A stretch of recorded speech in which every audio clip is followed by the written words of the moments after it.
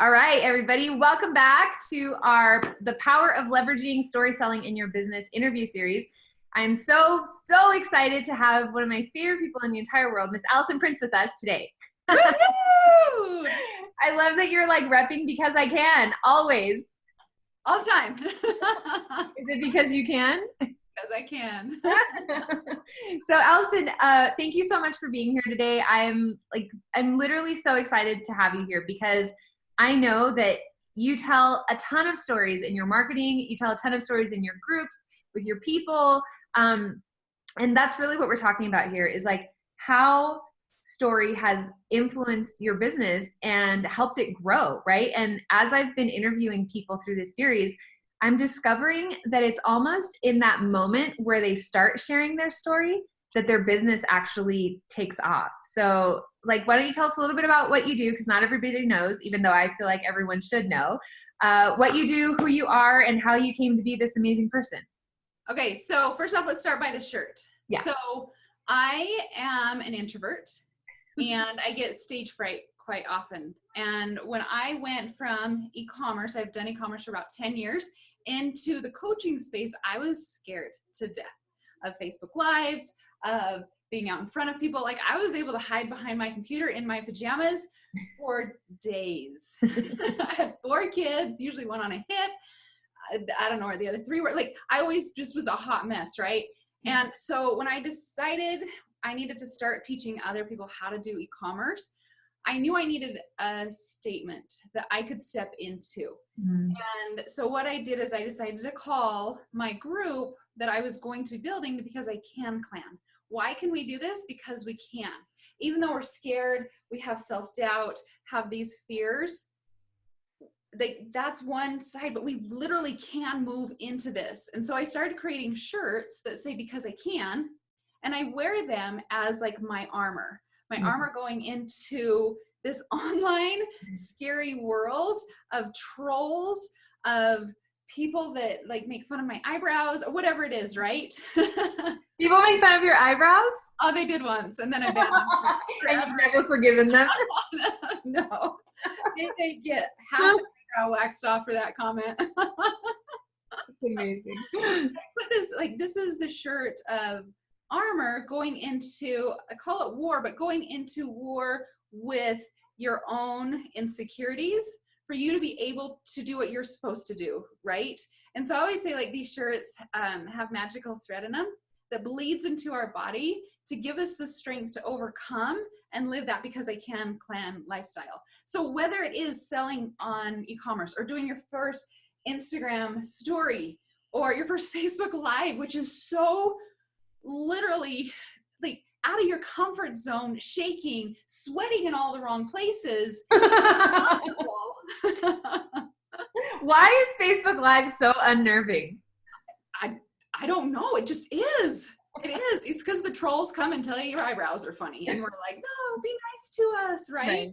We have, anyway, so these shirts, I tell my clan, I'm like, guys, this is your armor. This is what you walk into. When you put on this shirt, this is you stepping into the new you so that you can actually do what you want to do. And where fear doesn't get to play in this game. It's not invited to the party. Where your anxiety, where your self-doubt, where your imposter syndrome, it's not invited to this party. You can push it out, you put on your shirt, and you move forward and do what you're supposed to do. And so that's why I wear the shirt. I usually have gray ones. This is like a special occasion that I have a white one. I love it. 100% of them are gray. I love it. And if you're not wearing your Because I Can Clan shirt, you're usually wearing like a really cute camo one that made me want to go and get a camo one. Cause that's my introvert shirt. I'm like, you can't see me. I should do a camo shirt that says Because I Can. Yeah. Because I can't hide. I would totally get one of those. And I just feel like you can't really see me. I'm not here. So you help people build like these incredible e-commerce businesses. Yes. Yeah. And how, obviously not technical, but like, how do you do that? Okay. So can I back up? How long do we have?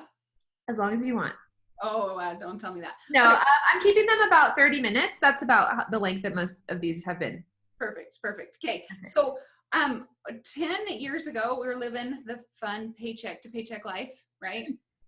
That's always fun, right?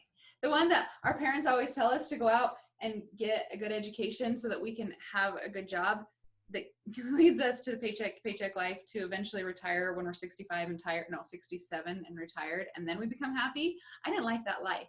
So I looked around my office, I didn't have any money, and decided to sell some leftover crafting supplies. When I say craft supplies, some people think I say crap supplies. So it's C-R-A-F-T. It was literally headed to the trash can. And so I was like, I'm going to sell this, see if we can make some extra money, put it up online. Ended up selling like $200 or $300. And I was like, what is this magical place? Like, I didn't have to go anywhere. I didn't have to brush my hair. Like, oh, I had 4 like literally little tiny ones at my feet at that time. And so I couldn't go out anywhere. So I was like, oh my gosh, this is magical. This online stuff is really magical. And so then I tried to do it the next day, didn't sell. And then the next day didn't sell and thought I was a one-hit wonder. I was like, well, I made a couple extra $100, whatever. So I had this feeling, don't stop, Allison, don't stop. I wanted to stop, but because I can, I decided to do it one more day. And I I wish I could remember what that product was, but whatever it was, we sold out. Mm-hmm. And I was like, okay, this is what entrepreneurship is about. It is this roller coaster ride. And I had to decide in that moment, am I going to get on the ride or am I going to get off the ride? There's no 1 foot in, 1 foot out, right? Mm-hmm. So I decided at that moment to get all in. And this is when like I was selling stuff out of my house. I didn't have money to go buy stuff. I literally there was no inventory. There was no inventory.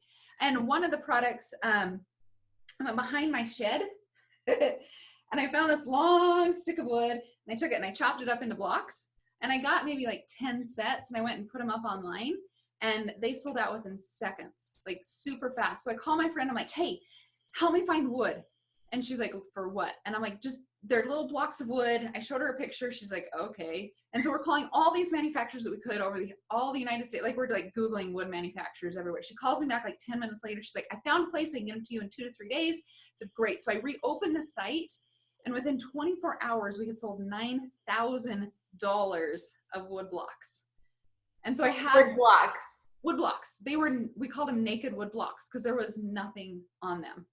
And I was like, oh my gosh, I have the money to pay for the inventory, right? And we'll get it in 2 to 3 days. And so I can ship it out to my customers and they're gonna be happy as clam. I'm happy as clam.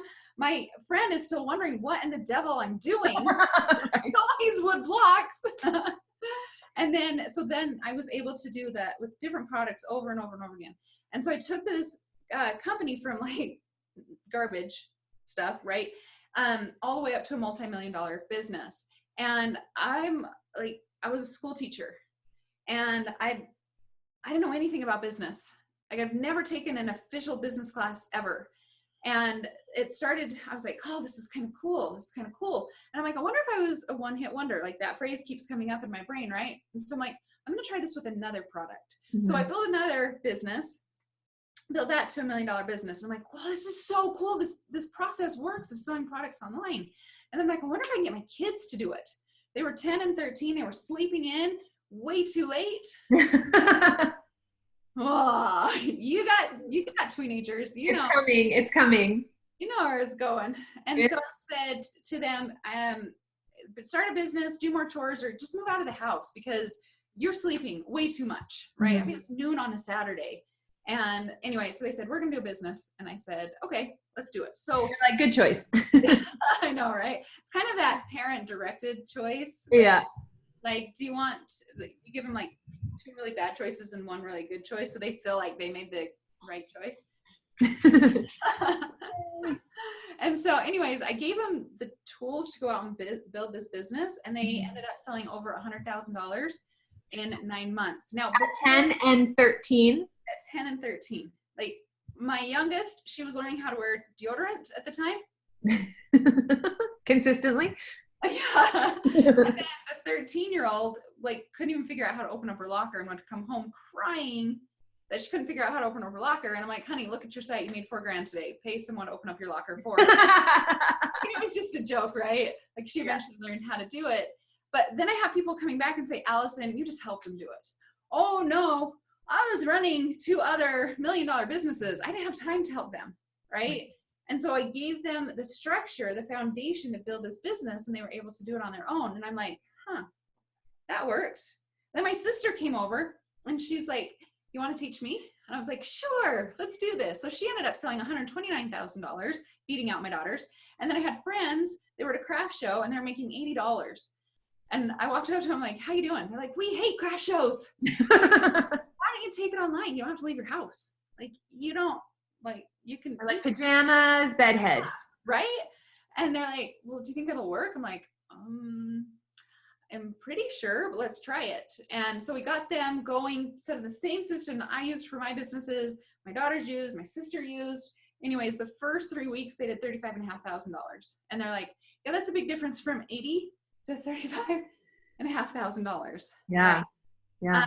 And then, like this whole time I was like, Alison, you're gonna be teaching people online. I'm like, oh, I don't know about that. But by the time I had taught my friends, it was like, God gave me the biggest kick in the butt and said, Alison, I've put you through this whole journey, not just once, but multiple times.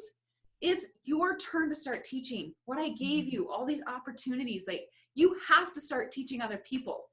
And I was like, but I'm scared. What is it behind my computer? Right? Because as e-commerce, you have to get out there. Yeah. You just hide behind your computer, right? And so I actually went and started selling this course on how to do e-commerce, and it was like a flop. It was like that first ugly product, and I almost walked away from it because I'm like, I can make more money doing e-commerce. This is like uncomfortable for me. And I met a guy named Russell Brunson. I was like, Alison, you're teaching tactical. You need to start doing more stories. And in my e-commerce product, I was really good at telling stories, but to tell my own stories, that was a whole new ballgame. That was putting me out there. That was like the sweating from my fingernails, right? Like yeah. I've been there. I'm like, I laugh because it's true. It's so true. So he helped me to learn how to tell stories through Expert Secrets book, right? And so I started telling stories more of what I had gone through. And then my Because I Can clan started to pick up. And I was like, oh my gosh, this is really working. This is really working. And anyways, fast forward to today, I have over 4,000 students that I'm teaching. It's been 2 years. And I'm living my happy. Like, yes, I was living my happy before, but I didn't know that teaching people would fulfill me. Yes, I know I can go out and sell a ton of product online, and that was great, and I really enjoyed it and getting into people's homes. But I think it's kind of like the mom, as you watch your kids succeed, like let's say they're doing a sport or they're trying out for cheerleading, they've worked so hard and they get it. It's that internal happiness that it can't be bought, right? It's just like when I see my students succeed, I'm like, yeah. Or when they email me and say, my husband's quitting his job. Yeah. We've made enough money now. Like, that is the cool experience. And so going through all of that and then like getting over my own fears, walking into this new role that I was scared to, of this Because I Can, and now I get to teach other people how to push back their fears so that they can live in their life now that they're supposed to. Like, that's so fulfilling.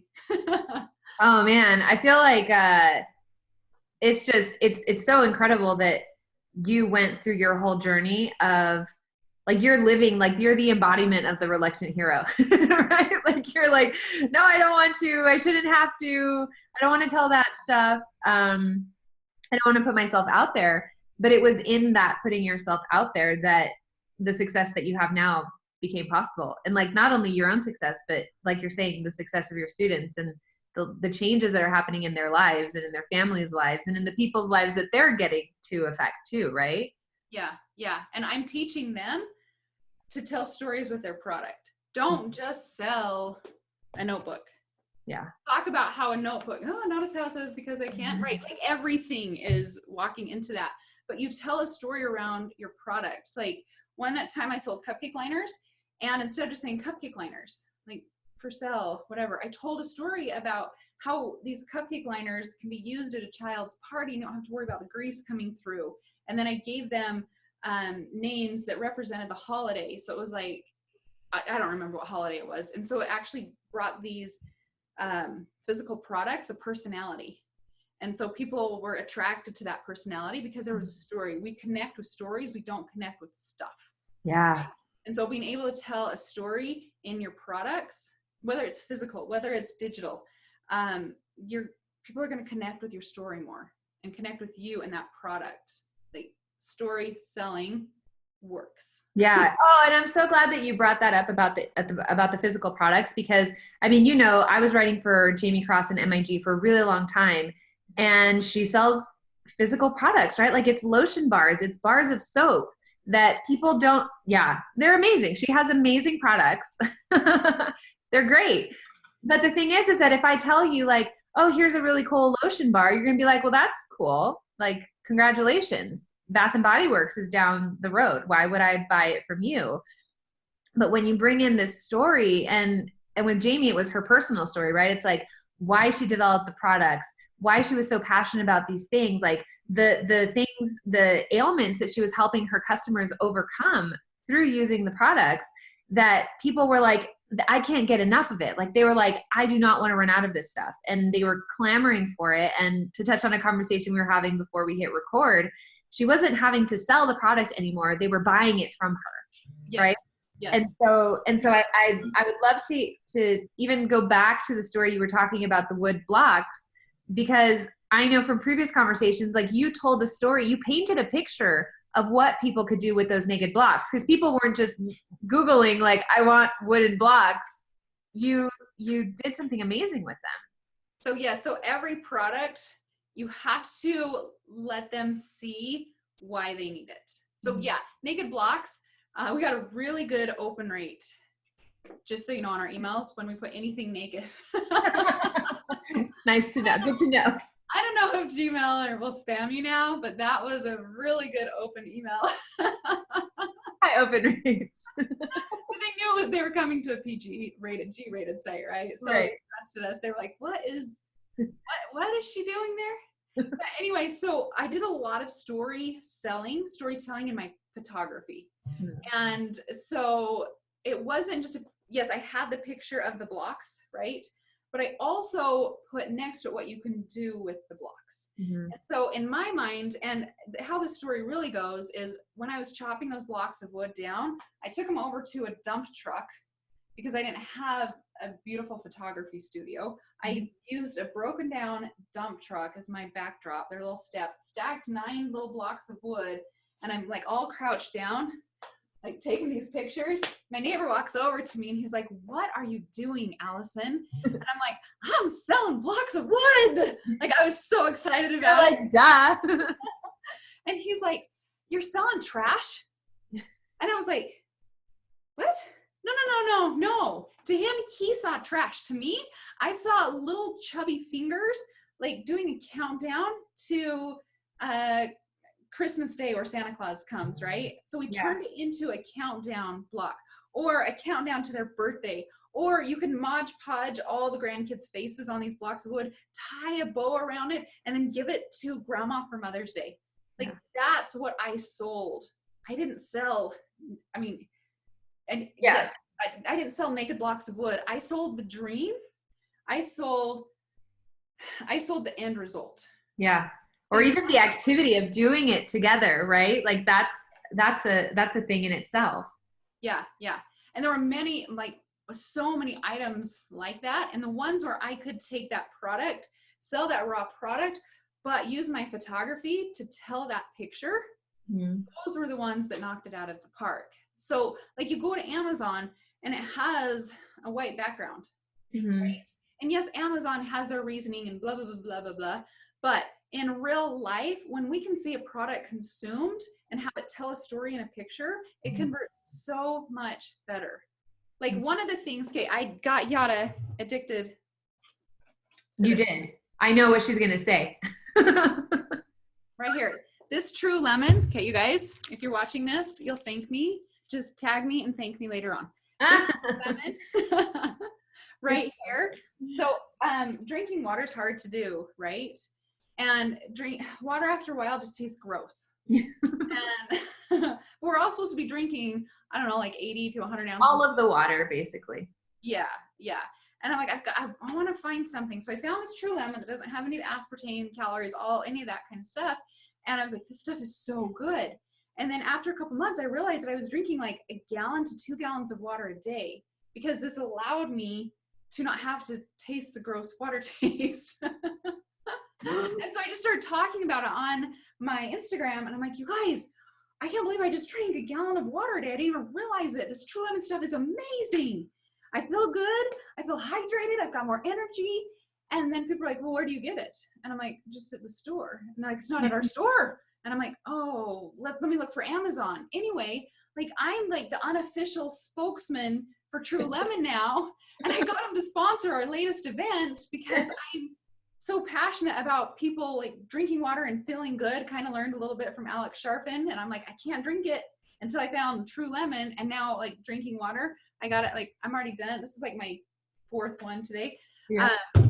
Anyway, so you tell the story of how like we all know we need to be hydrated, but it is such a pain in the butt to be hydrated until you put True Lemon in your water, and then you don't even know you're drinking it. And I can testify to that because I've drank more water since I started putting True Lemon in my water than I ever have before. My trainer was like, you look different. And I'm like, I feel different. I'm like, I'm drinking all my water. But here's the thing though, never once have you sold me True Lemon. No. You never said, go buy it. No. You were just like, this is what I'm doing. This is how I feel. This is the result that I'm getting.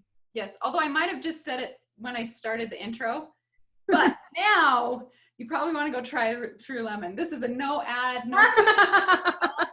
I told you this was no pitch, Allison. No, I'm kidding. I do not work for True Lemon. Do not have stock in True Lemon. I should, but I don't. There's this ticker running through that says buy True Lemon at .allison.com. Can you imagine? Oh my gosh. Okay, so then you concur then that like story is powerful when used correctly to sell products, to sell digital products, physical, whatever. It is vital. Yeah. Like it's not even a shoulda, coulda, maybe. Like if you don't tell stories, you won't sell your product. Yeah. Okay, so here's another example. There's this company out there that's selling bracelets. Mm-hmm.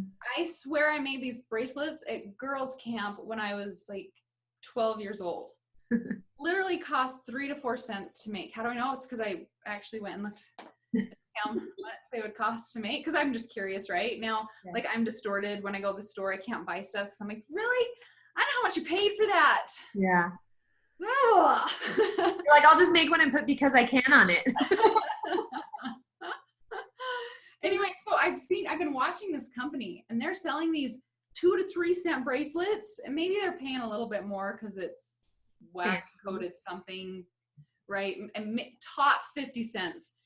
But I really think they're getting it for under 10. Anyway. I know what bracelets you're talking about. They're selling it for $7 to $15. Mm-hmm. It is literally what I made at girls' camp when I was 12 years old. Pennies to make this product. They are making a killing on it because they can tell a story like no one's business. And then not only can they tell a story, they get their affiliates to tell a story too. Mm-hmm. They don't sell, they tell stories. Yeah. And when stories happen, the money comes in. And then you don't feel like that salesman who just sold their soul to try and get someone to buy a bracelet, mm-hmm. right? Well, you know what's really cool about that? And I'm so glad it came up. When, like, okay, so I have this microphone on my stand, on my desk, right? Like this, what is it? Hang on. You ready for this? Are we twins? We are twins. Yay! So it's my Blue Yeti, right? And I don't particularly have a story about this microphone, but when you purchase a product, you're also purchasing the story behind the product, right? So if somebody came to me and was like, hey, Yada, like this microphone was made with like moon metal and, you know, it was crafted by these like amazing people with a third eye in Milan, I'd be like, holy crap, like I want that, right? Like that's super special. And when I buy it, I get to own that story. And now I can be like, you guys, you have to see my microphone. It's made with moon metal and by these like amazing people with 3 eyes in Milan, right? Like it's like this status thing that people get. It's why Louis Vuitton charges more money. It's why Tiffany charges more money. Like there is a brand story that carries into the individual products there, and they charge a premium for them, which just blows my mind because I'm sure somebody like you could tell us like those products aren't necessarily any better than the knockoff, right? Than anything you could get anywhere else, but it's the brand value that's been created by the story that they've told for years and years and years. Absolutely. Yeah. Yeah. So crazy. So, okay. So here's my question then, because everybody understands at this point, I hope in the interview series, that story is important because everyone is echoing everyone. They're just like, you have to tell stories.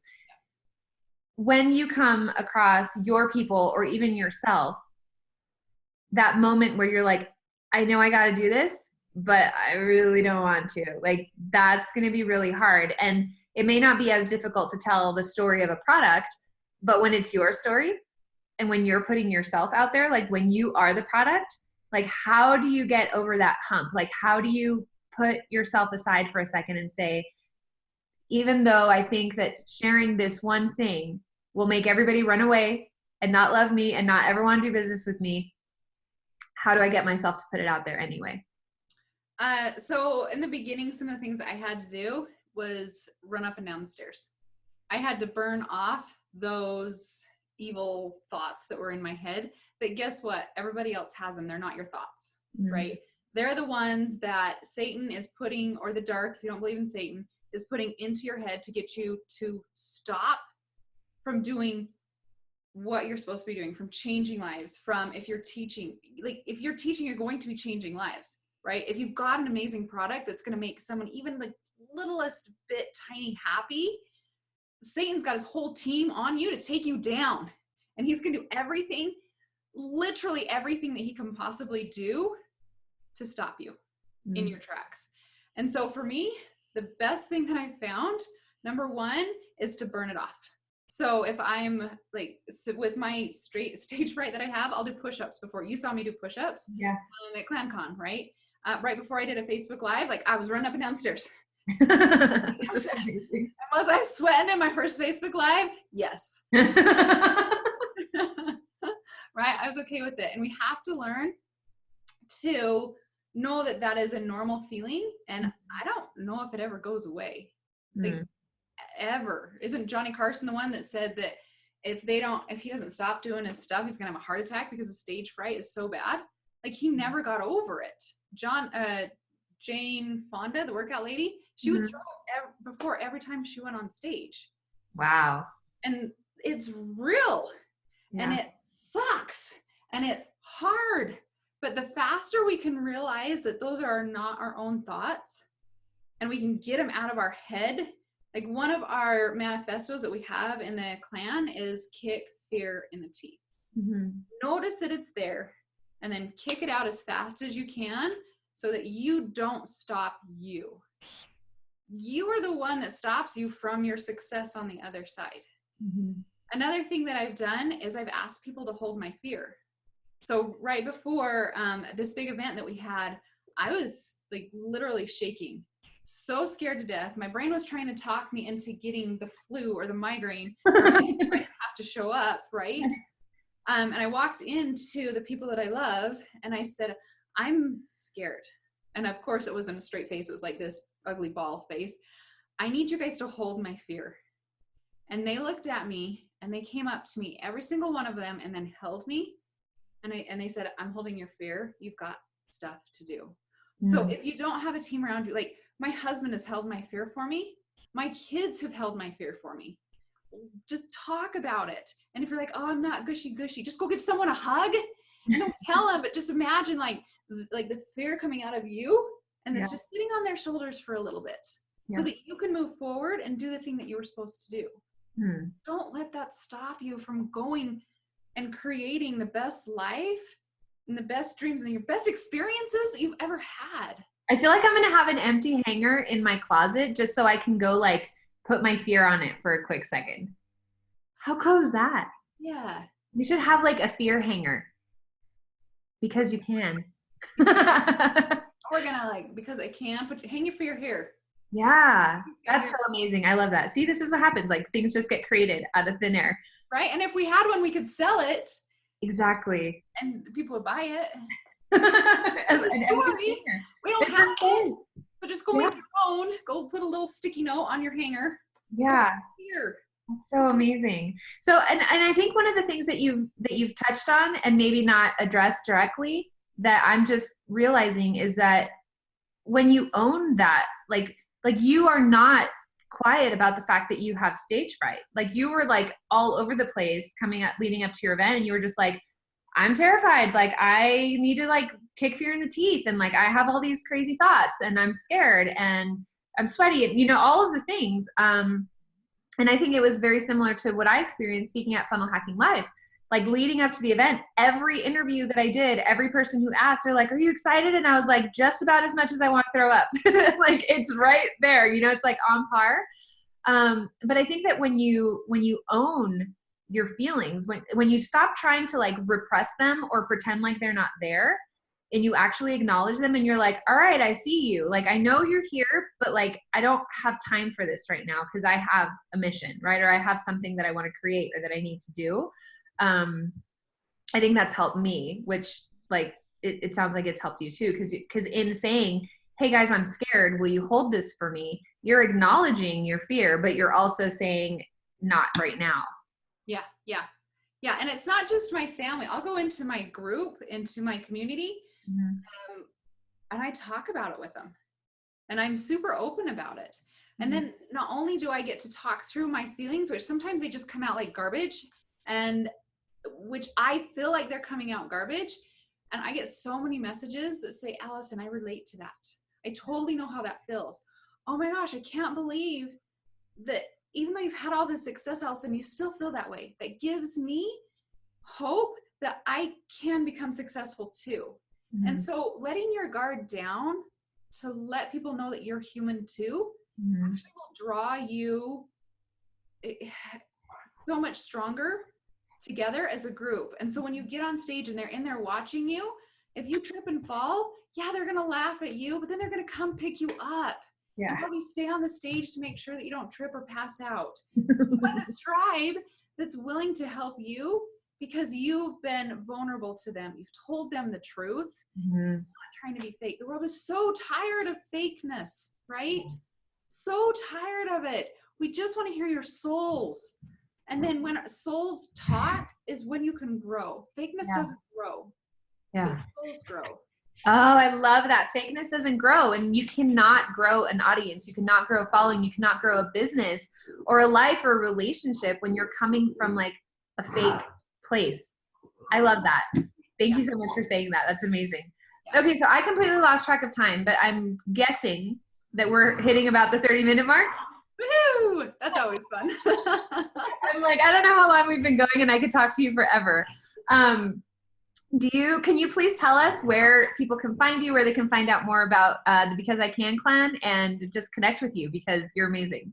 Yeah, so Instagram's Alison J Prince. I have a J in it because there's a long story behind that one. I won't go into that one. Allison, are you going to tell us your J? It's because of James P. Frill. I thought that sounded so cool that I needed to.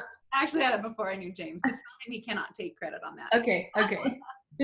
So Instagram, Alison J Prince, or my website, AlisonJPrince.com.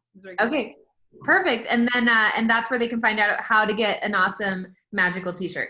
So yes, okay, here's the deal on magical t-shirts. So you actually have to earn the first one.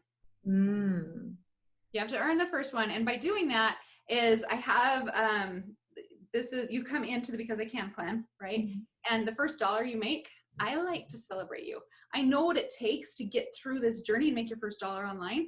I want to be the one that's like, woohoo! When all your friends are like, you only made $1. Right. What? You got a long way before you get to $1 million. And they crush all your dreams because they don't see what it what you have to get over to make that first dollar online. Mm-hmm. So I want to be there celebrating you. And then, so that's to earn it. You have to earn it. So all right. So you have to become a part of the clan before you get your Because I Can clan t-shirt. So the one like the one that I'm wearing, but then we also do clan drops. So it's a swag drop, but it's a clan drop because we're a clan. Mm-hmm. Anyways, we just started those over ClanCon, and holy Toledo. People wanted this stuff. And so we're going to be doing these clan drops. And usually what I'll do is I'll go live like on my Instagram story so people can watch, and I'm like refreshing my cart and showing, okay, this is what's happening. This is how much we made. And then we actually donate part of the proceeds to Hope International. Oh, that's awesome. So not only are you empowering yourself, but part of the proceeds go to helping micro loans in third world countries so that other people can start their businesses too. Oh, I love that. The one I have on, you have to earn. And then we have other ones coming out that go to Hope International. Perfect. So even more of a reason to follow you on Instagram so we can get in on the magical t-shirt goodness. All right, Miss Alison. Well, thank you so much for sharing your wisdom and your time with us. I so appreciate it. And if anybody wants to find out more about Alison, go ahead and follow her on her social media channels, and we'll see you soon. Thank you. Thanks.